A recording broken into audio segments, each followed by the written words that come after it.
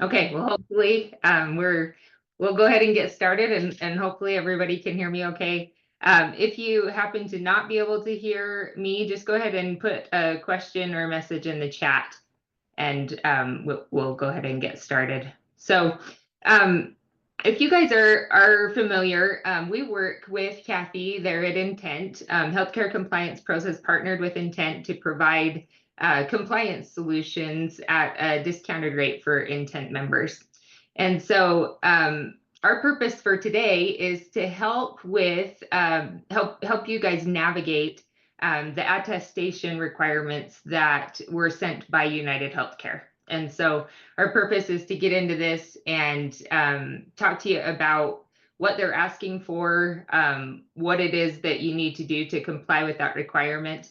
And then we're going to talk about some other things related to compliance as well. So I am Megan Toombs. I'm the sales manager here at HCP. And then I also have with me our conference manager, Taylor Richens, and Jamie Ross is, she's actually the main point of contact for NTENT members. And so if you have any questions or anything that we can follow up on after the webinar, feel free to reach out to Jamie. We'll make sure to have her contact information included as well.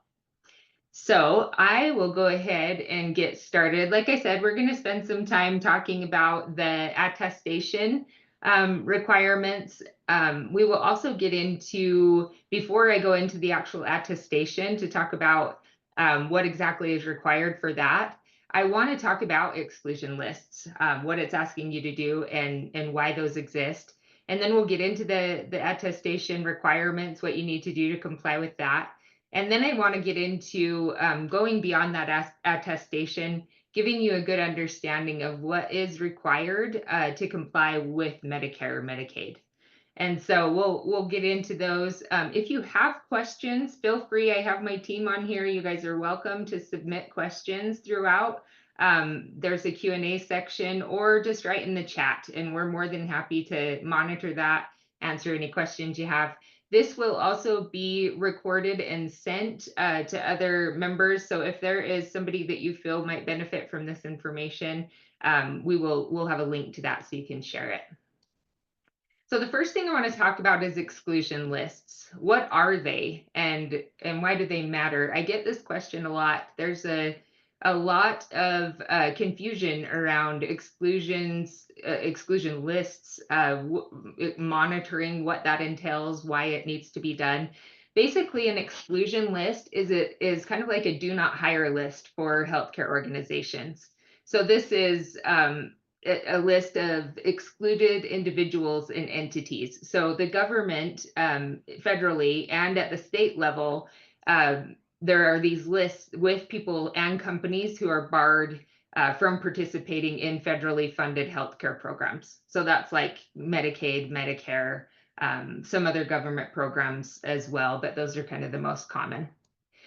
So there's multiple exclusion lists, and I want to talk to you about each one. The one that you'll hear about the most often is the Office of Inspector General's list of excluded individuals and entities. So this list is maintained by the OIG, the Office of Inspector General. It includes lists of entities excluded in participating in any of those federal healthcare programs like Medicare or Medicaid. And it's usually due to fraud, waste, and abuse, license issues, or any other violations. So as you in a healthcare practice, your obligation is to check this list routinely. Sometimes they'll say monthly, but most time they say routinely. You need to check this list for employees, your providers, any contractors you have, or vendors.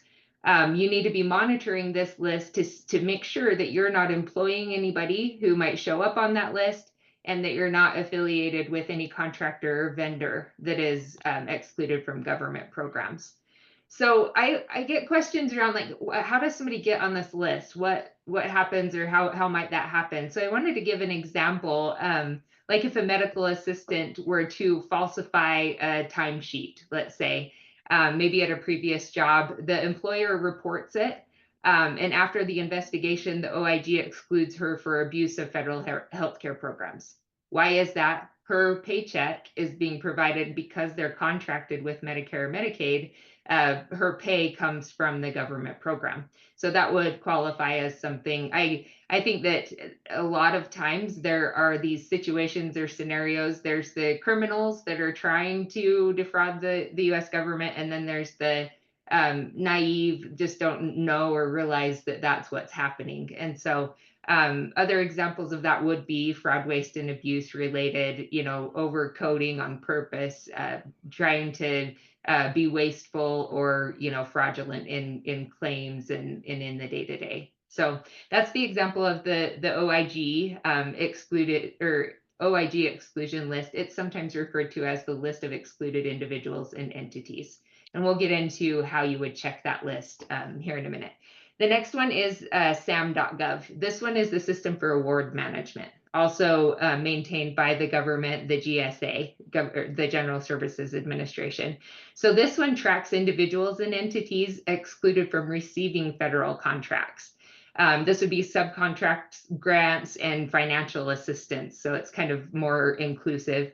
Inclusions could be due to financial issues, debarment, or past government contract violations. So if they had some type of contract with a government affiliated company, and had any issues with that or violations, they might be added to this exclusion list.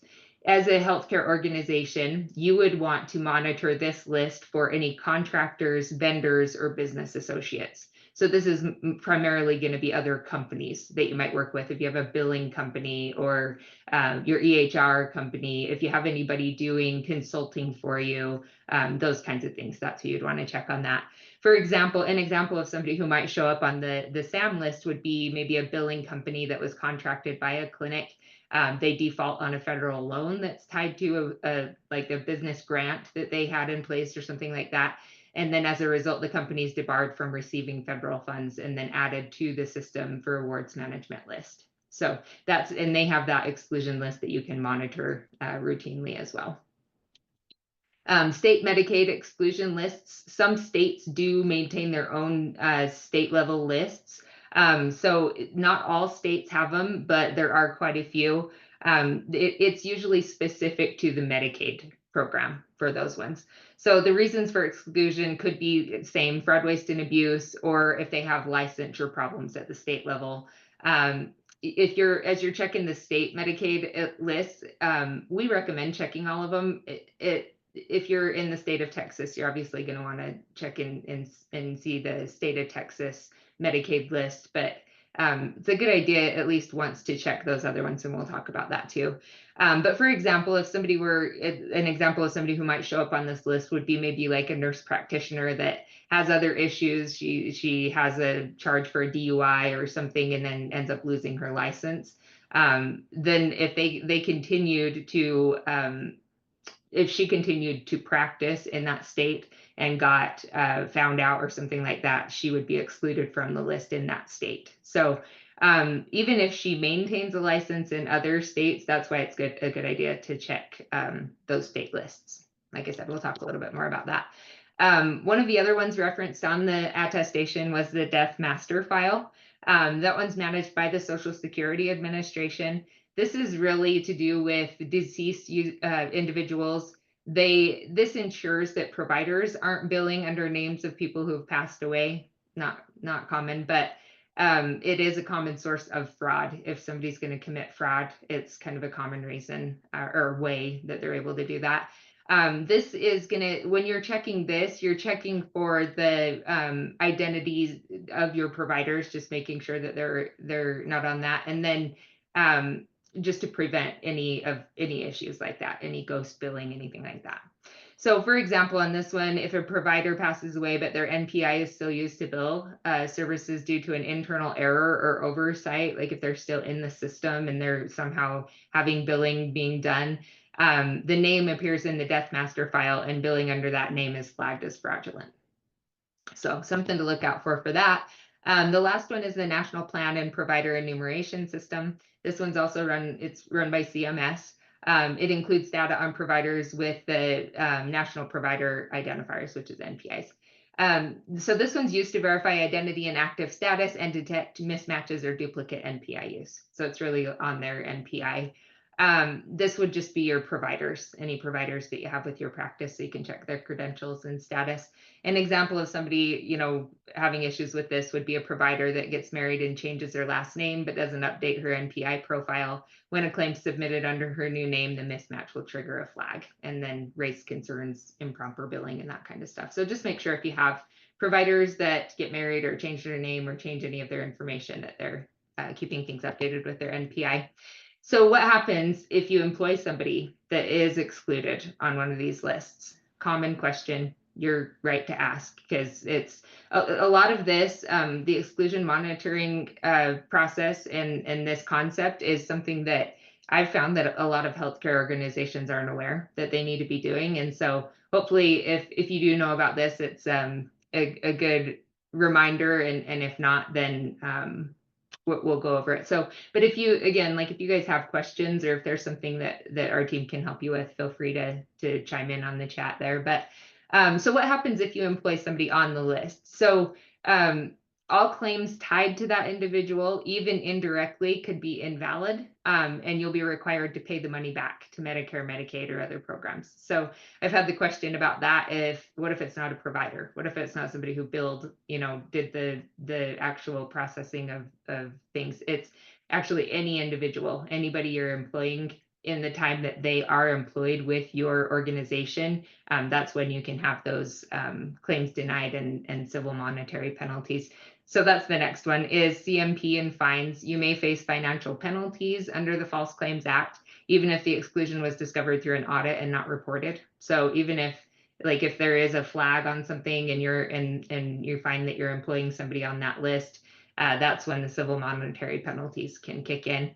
Increased audit and compliance scrutiny. So your organization may be flagged for additional reviews or investigations. That's never good. You guys might have dealt with it if you had an OIG audit or a Medicare audit. Sometimes that triggers other audits because you're on their list, I guess, of organizations to check out.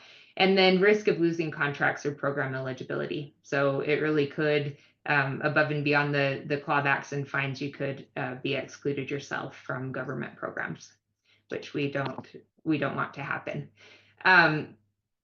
If you do find that somebody that you are employing somebody on that list, you'll just need to show proof that the individual was removed from federally funded duties. The issue has been resolved and you've implemented improved screening procedures. And so we can talk about that, the procedures that you'd go through to do the routine screening. So let's talk about the UnitedHealthcare Attestation. You guys hopefully received, I think all of you, I mean, if you join this webinar, you've definitely received the attestation. I took the components of that and just put it on here. If you guys are unaware of that form, we can also share a copy of that. So you've got that at your disposal too. But so the attestation is asking you to gather a list of all of your employees, providers, and contractors. When it says contractors, it means business associates, vendors, any other outside organization that you work with to in your day-to-day processes is who they want on that list.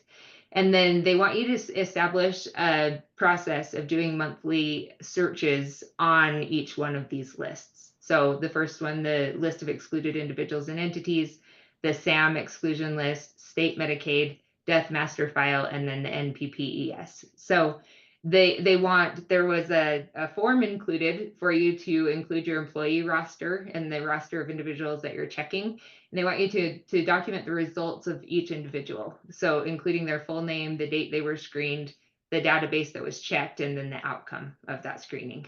So you can copy and paste that into that form that they gave you. And then compile a monthly roster with all screening data. So they want you to, moving forward, have some type of process in place for checking these lists monthly. And then once you have compiled that and put all of that together, there was a place on the bottom where they want a wet signature on that on the attestation to show that you are doing that and that you commit to doing exclusion monitoring moving forward. And then you need to email the list or email that form to UnitedHealthcare within 10 days. So I'm not sure when you guys received that attestation notice or what the deadline is there, but that was what was on the form for you. So there's a manual way for organizations to check each one of these lists. There's a website affiliated with each one. So the OIG exclusion list, I think you can check 3 names at a time on that one. The System for Awards Management, the Medicaid exclusion lists. We can provide you with those the links to those websites so that you can go and do manual screening, and we're more than happy to help you with that process. What you need to show is the roster with the screening history. So when you start doing this, a lot of people will start just an Excel file. They'll put in the screening information, the result of it. So that's something that you can do that way. I also wanted to just spend a second and talk about how HCP can help with this, because it is a very manual, kind of labor-intensive process, especially if you have a lot of employees and providers. So I just wanted to talk to you about how we can help with this as well. So you would need to do the attestation if you received a request for it. I'll get with Kathy and see how the request would have been received. She would have that information. So I will get with her and see, and if not, we can provide you with a copy of it as well. If it's something that you need to provide and maybe missed it, we have a copy of it. Great question. I encourage all the questions you guys have. Anything we can answer, feel free to get in that Q&A or the chat and ask any questions you have. So with our company, we obviously provide compliance services to take these types of things off your plate. That's kind of our biggest goal, is to help compliance be easier for you, have a process in place of staying up to date on things. And so what we have is an automated program where you enter your employees, providers, vendors, business associates into our software, their information. We use it for other things. So our software is going to help you with your whole compliance program, and we'll get into that. But one piece of that and what we do is OIG exclusion. All of these, we monitor all of these lists for exclusions for you. So we have that roster it's done automatically for you every 30 days. You have a downloadable result with the screening history. And then if you ever have somebody, a match found on that list, our team is there to help you as well with the next steps and what you need to do with that. So we make that process a lot easier. We'll get into that and how it fits in with the whole, the rest of the process. Now I want to talk about, I actually want to leave just a second in case you guys have any questions additional questions on the attestation or how to go through that process. And then if not, then we'll get into, I want to start talking about the 7 elements of an effective compliance program and what that means. This is how you can comply with all of CMS's requirements, not just the exclusion monitoring. So just going to give it just a second here just to let you guys ask questions if you have it.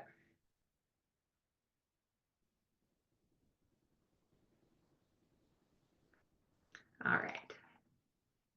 Feel free to chime in, even though we're changing subjects. You guys are welcome. If something comes to mind, feel free to ask. So like I was saying, the attestation is just one part of a bigger picture. Medicare does require that all contracted providers, anybody contracted with Medicare, that you have an effective compliance program in place. And so I want to talk to you about what those requirements are, what they deem an effective compliance program, and then I will talk to you about how HCP can help with this. This is kind of why we exist, because compliance is overwhelming and confusing. So we'll get into that as well. So I want to talk, like I said, there's the OIG came out several years ago with a document titled The 7 Elements of an Effective Compliance Program. I believe this came as a result of questions around how do we comply with CMS. I think most practices have the intention to be responsible and compliant. Sometimes it's unclear what you're supposed to be doing. So my goal is to outline these 7 elements in a way that hopefully makes sense on what you need to do to build an effective program. And then I also will just mention this is how we have built our compliance program that we provide for our clients as well. It's all based on the 7 elements of an effective compliance program. So the first element, and we'll get into this, is implementing written policies and procedures. So creating written policies, procedures, and standard of conduct, outlining your organization's commitment to compliance. So what are you doing to comply with the rules? So stating the rule and then what you're doing procedurally to comply with that. For the policies to comply with CMS, they want you to have specific policies around the Stark Law and anti-kickback statute. So those are important inclusions to have as you're developing policies and procedures. Each policy must be available, accessible, and applicable to all individuals in the organization. So that's going to include your employees, administrators, managers, contractors, agents, board members, and then corporate officers if you have them. So everybody needs to be able to access those, read through them. They need to attest to them. We like people to review them on an annual basis so that they just understand what the rules are and how to comply with those rules. Creating and having policies and procedures in place is something that is quite a feat. If you guys haven't gone through that process, it's pretty involved.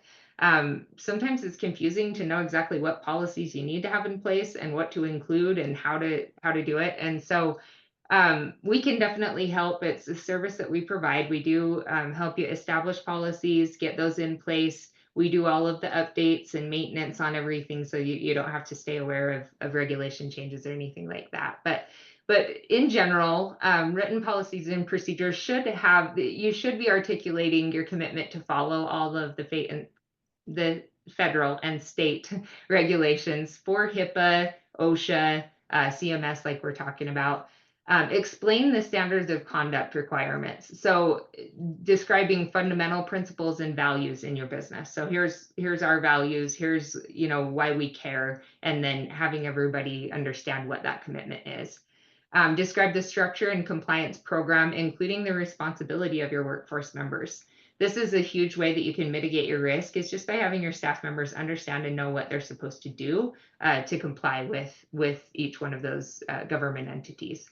And then provide guidance to affected individuals on dealing with any issues. So if you have somebody who's not being compliant, they're not following the rules, having documented what's going to happen if they are not complying and not doing what they're supposed to.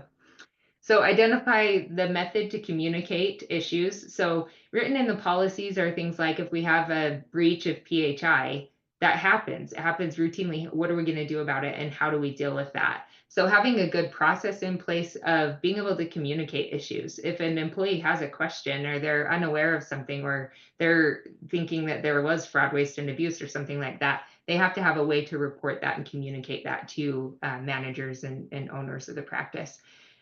Describe how potential compliance issues are investigated and resolved, including the documentation of the investigation and outcome.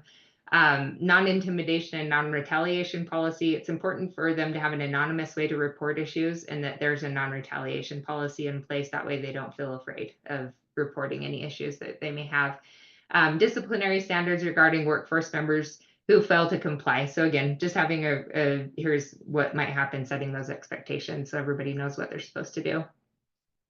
The second element, this one's I get a lot of questions about it, like a compliance officer and committee. A lot of times it's the practice manager or somebody who's overseeing the business side of the practice that is deemed the compliance officer. I always say they're volunteer distribute.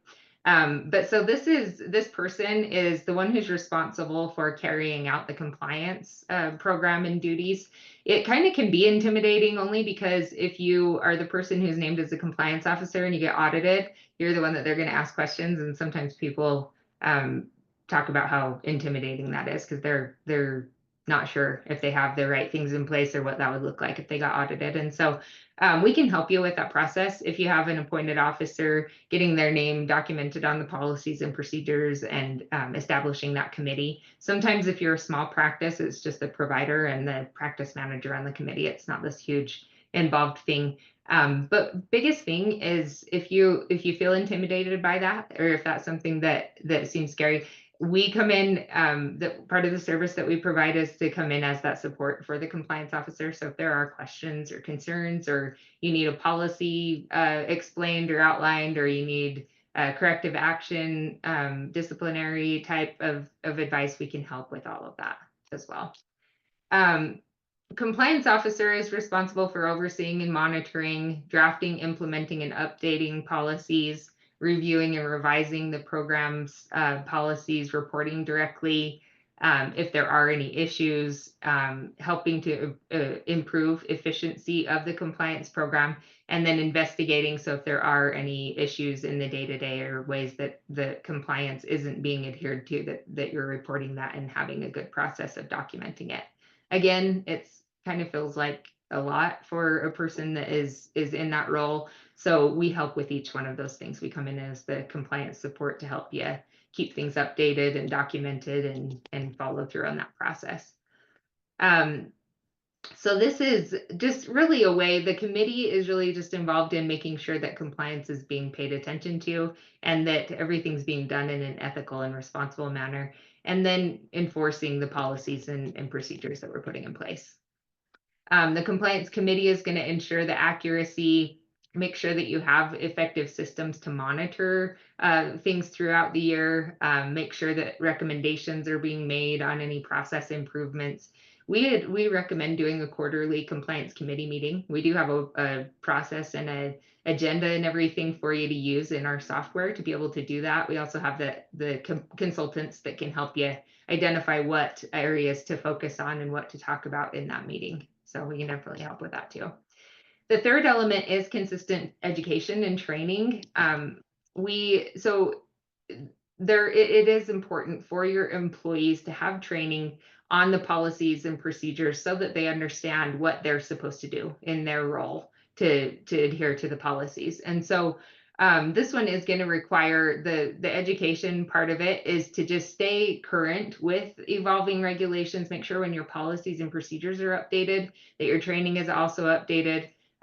Just make sure that it's an effective training program.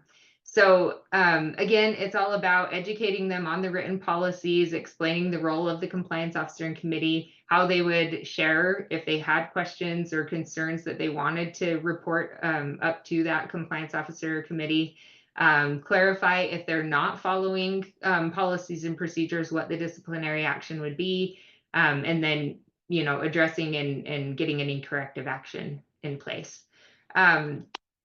For the training component, we recommend, the recommendation is frequently enough that they stay aware of the policies and procedures, any changes, things like that. We recommend annually at least.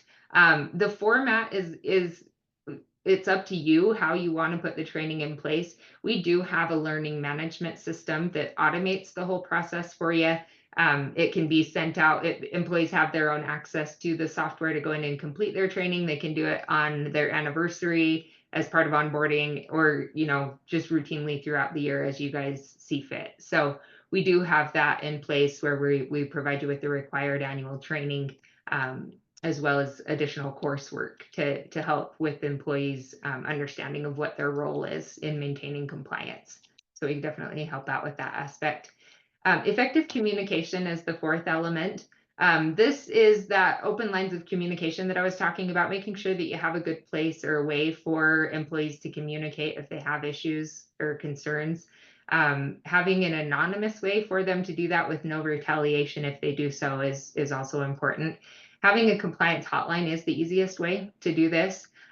We provide a hotline phone number as well as a place in our software where employees can submit questions or concerns that way. Even if you don't have a program like ours in place, having a way, an anonymous way for employees to report concerns or issues is one of those recommendations by CMS, just so that you can make sure that they're able to share freely what they're running up against. And it's best practice. It's best to have them come to you first so you can investigate and get an understanding of what their issue is before they go straight to the OIG, right? So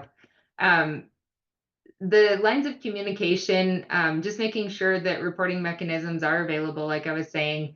It should be made available for affected individuals. So if there's something where they have a concern about fraud, waste, or abuse or something like that, individuals involved in that need to be aware, and there needs to be documentation or corrective action on that.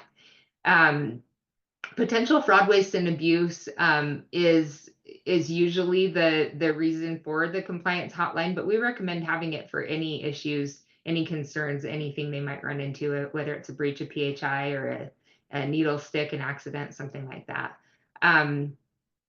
Unless it's reported to or investigated by the OIG, compliance issues need to be kept confidential. So if you're being asked for the information, you'll obviously want to report that, but otherwise it's kept confidential by your team. Internal monitoring and auditing. This is really a way to measure the effectiveness of the program that you're putting in place, the policies and procedures that you've outlined, the training. This is, some of the questions: what happens when challenges arise? So implementing the compliance program, the team, when the challenges come. So let's say they're used to being in a habit of leaving their workstations without signing off, or there's some routine in the day-to-day. Sometimes when you're putting these policies in place, it's not an easy thing to change those habits that have been there. So making it so that there's grace for the humanness, but then also a measure of how effective the compliance program is, meaning how everybody is adhering to the standards, and then having it documented with corrective action if you find that there's something that isn't being adhered to. And so that's really what we recommend when we're talking about auditing your program or doing an investigation or some type of a assessment or checklist to see where everything's at. We recommend having regular monitoring, whether it's to do with a HIPAA program to make sure that you're adhering to all the HIPAA standards, OSHA, doing an inspection of your office to make sure that you're going and making sure any hazards or accident prone type things are being taken care of. And then for corporate compliance, having an assessment that you go through with these 7 elements, making sure that you're complying with everything. And then having a billing and coding audit regularly as well. We always recommend having an outside company that's not biased, taking a look at your coding and billing to make sure there's no issues there. Let's see. So I wanted to talk a little bit about the monitoring process. This is kind of an in-depth way of explaining it, but it's basically identifying the risk. So seeing what you're at risk for, whether it is in billing and coding issues or, hazards, disasters, anything like that. Perform an audit. So see what is actually happening. There's the risks or the perceived risks, and then there's the actual what is happening in the day-to-day. Take corrective action. So if you have something that you're finding that's not being adhered to correctly, like going back to the example of somebody leaving their workstation without signing off, making sure that you have something documented that says we're aware that this is something that is hard, and then but it's our process and our policy, and this is the additional training we provided to correct that. If we were talking about billing and coding, having a process of going through and checking the coding and billing, doing either a probe audit, or we use a software program to identify risk areas, identify undercoding, overcoding, and then having a process in place where you're checking in to see what the appropriate code or modifier or whatever it is, what needs to be used, figure out what is missing in the process, apply that to the day-to-day moving forward, giving education to providers and whoever else is involved in that process, and then having a corrective action plan moving forward to correct it. So again, if you need help with the monitoring and auditing, we have a coding auditing team. Like I said, they use a software to identify your risk areas. They compare you against providers in the same specialty, in the same geographic region. So they're in your state and then nationally, and they'll tell you where you stack up, where you compare against other providers in that specialty, and then any overcoding or undercoding or any issues that might be of concern. So we can talk to you more about that if you have questions. Monitoring versus auditing. So perform routine audits by internal or external audits with experience in the state and federal program requirements. So make sure that they know what you're supposed to be doing and are familiar with all of those standards and requirements. And then focus on risk areas and then integrate them into the compliance program. This is, a lot of people will shy away from compliance because they know they're not perfect. Nobody is. Nobody knows how to do it. Nobody's doing it 100% correctly. But having a commitment to compliance and documenting when you miss the mark or something is way more important than saying, oh, that would be too much. We better not even go there. So that's why I'm really focused on documenting any issues that you have, any processes that need to be corrected, and having it written down somewhere. That way, if you are audited and they come in and say, did you know that this is an issue? You're like, yeah, here it is. And we're working on it, and so that's the biggest thing that you can do, is make sure that you're aware and that you've got a process in place to correct it moving forward. And then the same with the overpayments. If you have overpayments in billing and coding, having a routine process of monitoring that. If there is something that was paid out that shouldn't have been, or something that you need to pay back, making sure that you have a good process in place of doing that, just because it's way easier you remember when you were a kid, it's way easier to admit your mistakes before you got found out. That way you don't have to deal with any of that harsh corrective action, or getting put on a corporate integrity agreement or things like that. So I'm going to skip over this just for sake of time. I think that's pretty clear as far as getting all of that. Moving on to the sixth element is consistent standards enforcement. So this is from the former U.S. Deputy Attorney General. I thought this was good. Having well-publicized disciplinary guidelines for noncompliance, so that employees just know what the corrective action is going to be, or disciplinary action is going to be. Enforce the organization's policies and procedures, and ensure compliance with applicable laws and regulations. He said, if you think compliance is expensive, try non-compliance. So I liked that. It's true, right? It's way easier to follow the rules or do your best to do that than the alternative. So to satisfy this requirement for disciplinary standards, it's setting expectations in the beginning. This is what we expect. This is the policy. This is the rule. This is how you're supposed to adhere to it. Address so if there is a violation or something that you're seeing happening, encourage good faith participation, but publish any disciplinary, any issues with that, so that you've got everything written down. They're aware of what the violation was or what was not being adhered to, and then just enforce what you set out in the first place. When you set those expectations, just adhere to that. When they understand and know prior to what happens, and then something happens, then it's easy to say, well, we all agreed on this. Feels like parenting, right? And then the seventh element is response and corrective action on these items. So we've talked a lot throughout about the corrective action. This is really just like the timeliness and the documentation of what you're going to do with any issues that you find through any internal monitoring, or as you're checking routinely the processes you have in place. As you're seeing deficiencies in those processes, make sure, depending on what it is, make sure that you've got that corrective action and then a date that says, when the issue is going to be corrected. It's a little bit different when you're talking about an internal process or the day-to-day with employees and a coding or billing issue. But regardless, we can help with the process for each one, and make sure that you have that you are addressing any violations or weaknesses in your compliance program. And then I'm going to skip over this. Having an effective compliance program, I always just like to touch on this, and I think I have throughout, but it's not about being perfect. It's not about having everything in place and having it all updated every single, it's one of those things that it's kind of like a marathon instead of a sprint. It's an ongoing thing. Policies staying updated is something that takes time and effort. doing these routine audits to make sure that things are effective, doing training with employees so that they understand things. It is very overwhelming. I will say that if you're somebody who's in charge of maintaining compliance in your organization, we've done our best to make this process more seamless, take it off your plate as much as possible. That is why we exist.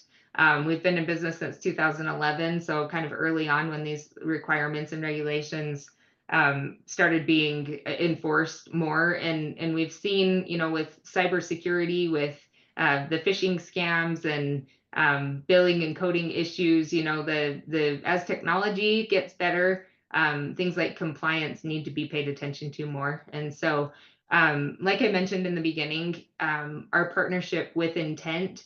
We work with Kathy, and the sole purpose of that is to provide you with the tools and resources to help you stay compliant at an affordable rate. And so if there are questions around that and you want to work with Jamie to get a demonstration on our software and talk about your unique compliance needs, I just want to invite you to reach out. We'll share your contact information. In fact, Jamie, if you'll put your contact information right in the chat, that would be helpful. And then you guys can reach out if you have questions or anything that we can help with. I sure appreciate the time that you spent with us today. Sorry for the technical issues on getting things going. We do have this recorded, so I will share a link to that. Kathy will share that with you as well. Again, if you have any questions or anything that we can help with, we are more than happy to talk through your unique compliance needs, this attestation, if you need documentation, if you're going to do it manually and you need help understanding where to go or what websites to visit and how to do it, we're more than happy to help with that too. So I want to leave it open just for a couple of minutes here. If anybody has any questions, I'm happy to answer them. Otherwise, we will touch base with you and follow up after the webinar, see if you have questions or things we can help you with.